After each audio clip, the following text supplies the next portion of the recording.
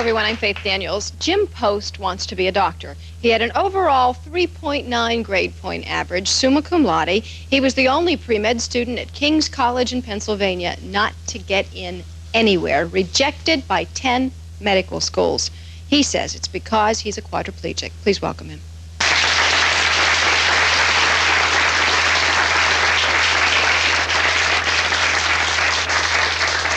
Jim, with the kind of background that you had, were you surprised that medical schools rejected you? Yes, I was surprised that every medical college that I applied to rejected me. I knew that it was going to be a little difficult, but I never anticipated that every single medical school would reject me. So that we can sort of all understand what's going on, tell everyone just how much mobility you have. Okay, I have good use of my biceps. I can move my wrist. In terms of functional abilities, I can write with adaptive equipment. I can type. I can operate my electric wheelchair. I can feed myself. I am, semi-independent with adaptive equipment. Do you think that you would be able to live up to the demands and requirements of medical school? Yes, I do. No reservations? No reservations. Medical school students, as I understand it, have to take blood pressure, feel for a pulse, draw blood. Would you be able to do those things? Physically, I'm not sure if I would be able to draw blood. I was never given the chance or the opportunity to try it. But if I was unable to draw blood in a certain part of medical school, I can't see how that would make me an incompetent or a faulty psychiatrist or radiologist in the future. I don't feel that that would really have a major impact on the area of medicine that I would go into. Because you want to be a psychiatrist. Or a radiologist, either something where my physical disability would not limit me. Why do you want to be a doctor? My interest started when I was in high school, but my interest really blossomed after I was injured in 1985 in a diving accident. And I was in the rehab hospital. I was very interested in trying to understand why I couldn't move my foot, but I could feel on my foot. So I would go and read up on that. I would read up on other patients, different problems that they had. It made me feel good when the doctor came into the room and helped me when I was in need. And I want to do that in the future. I just really feel a calling to do that. Did the letters you received from those medical schools specifically say that we cannot accept you because you're handicapped? One school did send a letter that said that I did not meet their physical standards. And the others? Well, two other schools said, verbally, they called me on the phone and said, Jim, our technical standards committee met. We were not able to accept you because you don't meet our physical standards. Then I received just a generic rejection letter. You never thought that was coming? I never thought every school would reject me, no. What does that do to you after you worked so hard in a pre-med program, which is very rigorous, to be turned down like that? Well, it's disappointing in the beginning, but I'm more determined now than ever. I reapplied to many schools, and I will continue on. You have a question back here? Would you stand up, please? Yes, I do. With the American Disabled Act that's been passed, I don't know why you haven't sought any legal counsel. If you could do pre-med, you can certainly go to medical school. Right. Many people told me, why don't I try to, pursue legal action? I don't want to sue my way into medical school. It's just an ugly situation that I do not want to get into. I want to be accepted to a medical school that wants me, and I want to be in there on my own merit. I don't want to complicate things with the law. Your question? Yes. Do you have to serve an internship before you go into your specialty? Yes. And how would you do that? Well, I would be in an area like psychiatry or radiology where I would be able to go through, and I did contact many doctors who did go through this process that were disabled, and they were able to do it.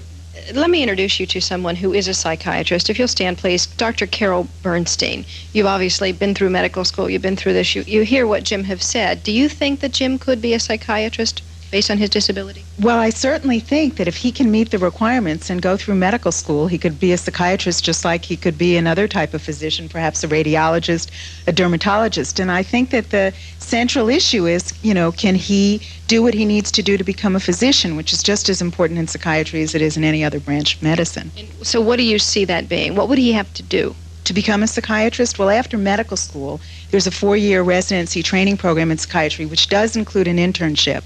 And as part of the internship, there is a requirement by the American Board of Psychiatry and Neurology for 4 months in a primary care specialty such as internal medicine, obstetrics and gynecology, surgery, or pediatrics. So you're saying that he'd have to do surgery or deliver a baby? Well, he'd have to go into one of those areas and be able to, even just in that first year, without even the rest of psychiatric training.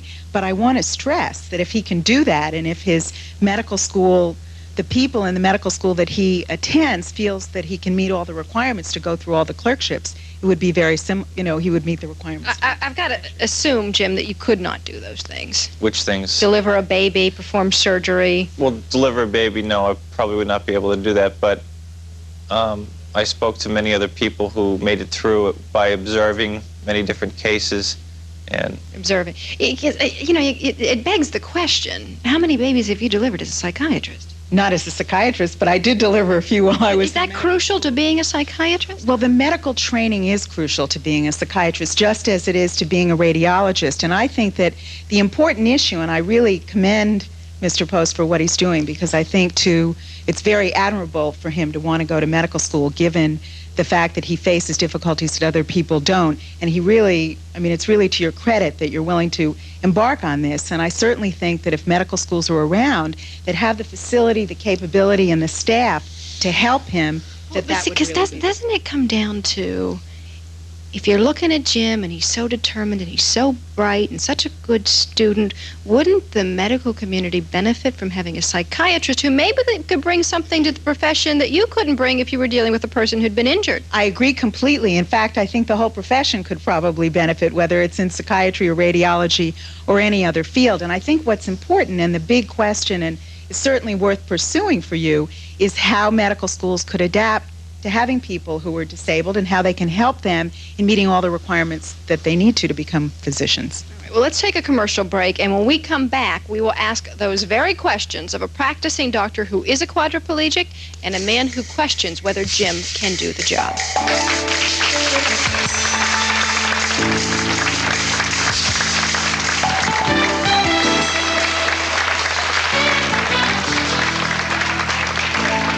Joining us now is Dr. Shane Vervoort. He was the first quadriplegic to get into medical school. He says the medical schools are discriminating against Jim. And Dr. Frederick Berg, Vice Dean of Education at the University of Pennsylvania. He says Jim cannot meet the physical requirements needed to make it through medical school. Please welcome them.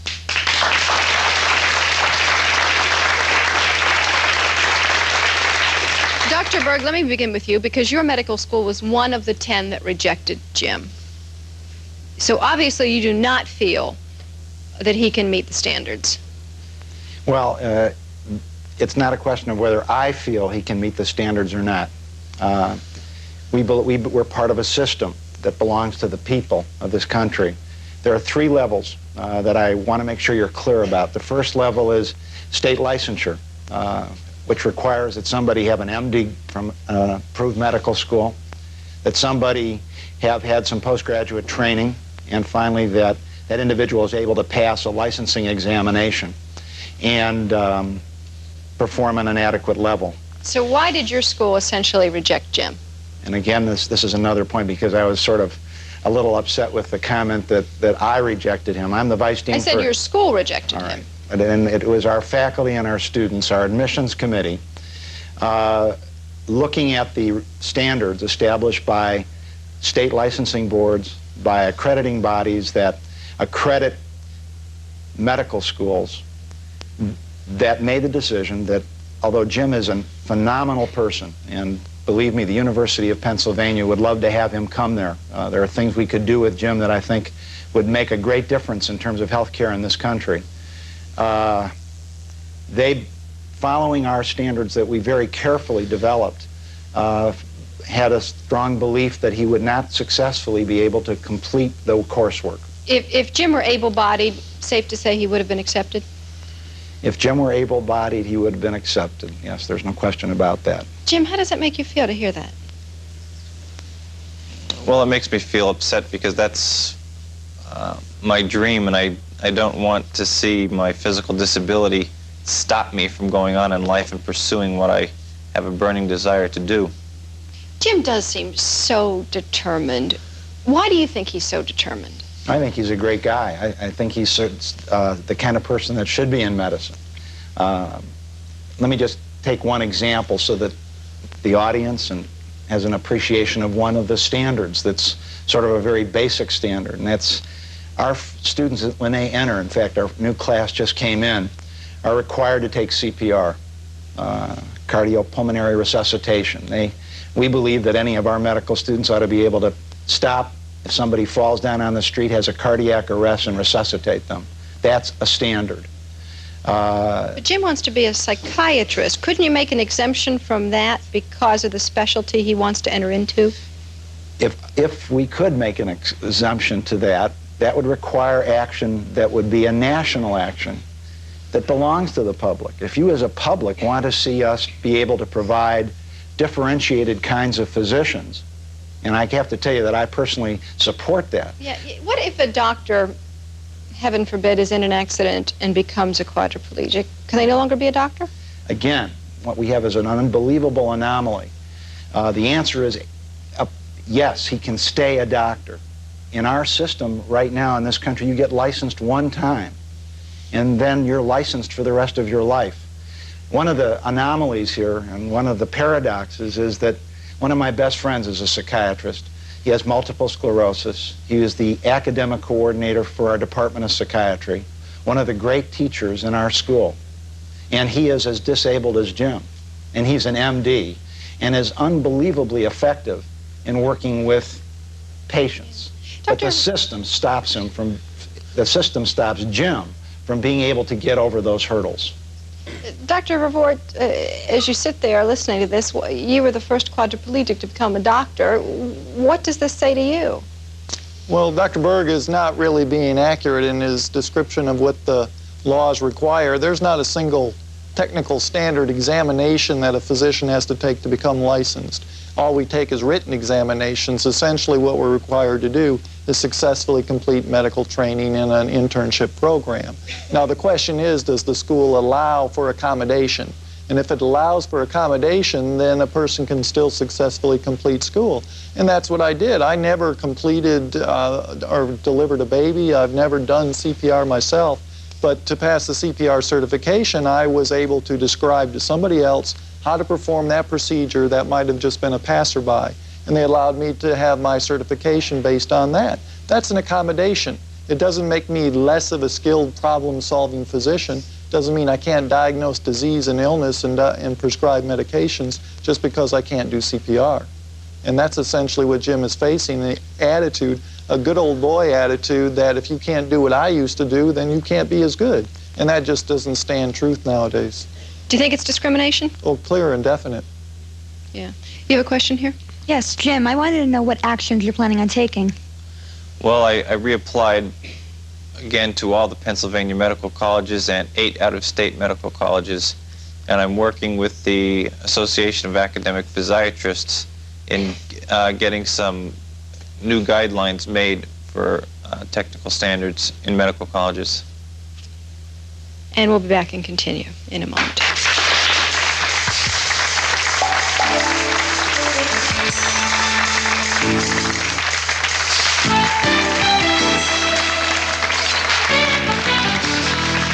And we're back. You have something you'd like to say? Yes, Jim, I think that even though the legalities of suing would be unpleasant, I think that it's not only right, but a duty to those who come after you. And it'd be a landmark decision if you'd go in through a legal lawsuit.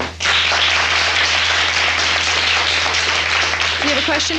Yeah, I have 2 questions. One is to Dr. Berg. If your friend who's a psychiatrist with MS, why don't they revoke his license? If this has happened to him afterwards, he should have the same discriminating acts happen to him as to other people. And also, why did you get into your medical college and Jim did not? Okay, let's take one question at a time. Dr. Berg first. Well, it would be a tragedy to revoke that doctor's license. I mean, you all are looking. It's a tragedy for him to be discriminated against and not get into his medical school. It's one against the other. It's not fair. I'm not going to disagree with you at all. I agree it's a tragedy. We have to change the system. You're the public. You're in a system where you don't know when you go into a doctor's office that they are still competent. They get licensed one time, and then you go. You wonder about doctors anyway. You wonder if they're all competent anyway. Well, you know, it's interesting that we're in a presidential year where everyone's talking about cutting health care costs, but no one's talking about the quality of medical education and the quality of physician services. But you know what? I mean, here's a really troubling situation in that context. You know, Jim was rejected from 10 medical schools. On the phone with me now is Jim's friend, Dave Roberts. He's on the phone from Temple University in Philadelphia because he is in medical school there. Dave, tell us how your grades and your test scores compared to Jim's. Well, Jimmy's academic record, it does supersede mine by a little bit, and his academic record speaks for itself. He had a 3.92. May I ask what your grade point was? Sure, I had a 3.7. He had a 28 on his medical test. You had? The same. The same. And you're in medical school. What does that upset you that your friend is being kept out? It saddens me that my chosen profession has decided to preclude Jimmy from any options he may have in the future because of his certain obvious limitations, that because he has these limitations, he will not have any options in medicine whatsoever. And in fact, he graduated top of his class and is the only one of his class kept out of medical school. That's correct. Thank you, Dave, for joining us. And now back to your other question. I'll digress. Dr. Vervoort, how is it that you can be a doctor and meet technical standards and Jim cannot? Well, I think that's the paradox of the whole situation, is that there are schools and individuals willing to accommodate, to allow me to do things, to try to do things that they haven't given Jim an opportunity to. But was Jim not rejected from your medical school as well? But that was because he was an out-of-state resident. They only take 1 or 2 in a class of 260. But you do have a little bit more mobility than a little bit more mobility, and it's made it a little easier for me than it might be for Jim, but the simple fact is I have a disability, and I'm not able to do everything that so-called technical standards require. But that doesn't diminish my skills. And if I can show you how slight the difference is, they judge it on a scale of 1 to 10 in terms of your disability. Dr. Vervoort is a C6, C7. Well, that's not totally accurate in the sense that they don't really judge it on a 1 to 10. It's measured on the level of injury in your spinal cord. Oh, and okay. my functional ability is a little bit better than Jim, but we have very similar level of injury. Very, very, very close. Dr. Berg? Could I just make a comment? And again, it shows how the bureaucracy has an impact over time. When Dr. Vervoort applied to medical school, technical standards were just being developed. And there is a body called the Liaison Committee on Medical Education that accredits all the medical schools in the United States to make certain, again, on behalf of the public, that we're doing our job properly. These technical standards that we sent a copy to you of have become part of the accreditation process. We have to have technical standards. We have to meet those technical standards. It's not to say that they're right, but that is the way it is organized within the institutions that medical schools in this country, which I think are the best in the world, have to live up to. I only have a few seconds left before I go to the break, but I want to introduce you to someone who is a doctor, Dr. Stanley Wineapple. He became a doctor, went through medical school, even though he is legally blind. What do you think of the argument that you're hearing today? I think that the most interesting thing about it is that the technical standards are a recent development, and yet it is not really in line with the change in the abilities of people with disabilities to function. I think that primarily what is not being considered is the advances in technology and the use of personal assistance. Technology is almost sine qua non of modern medicine, and in fact, if microsurgeons were not allowed to use their telescopes and their special lenses, they wouldn't be able to do microsurgery. And additionally, physicians' assistants are ideal people to be able to help meet the technical standards that a person with a disability has. Dr. Wineapple, thank you. We'll take a break and come back and continue. Back, I want to introduce you to Dr. Hubert Schomburg. He is a professor and chairman of neurology. Can you tell everybody what's going on at the school where you teach? At Albert Einstein College of Medicine, we just graduated a paraplegic girl who's is done very, very well and is out. We have a young man who's rendered quadriplegic while in medical school, identical to Jim. We're going to get him through. We've modified his room. The big thing that they have to do is they have to provide some help for themselves, and physician's assistants, or a blind person has to have a reader, or a deaf person has to have someone take notes. But, you know, they're not trained to be firemen. He wants to be a radiologist. It's well within his grasp. Can Jim come to Albert Einstein? He has to apply first. All right. Jim, the best of luck to you.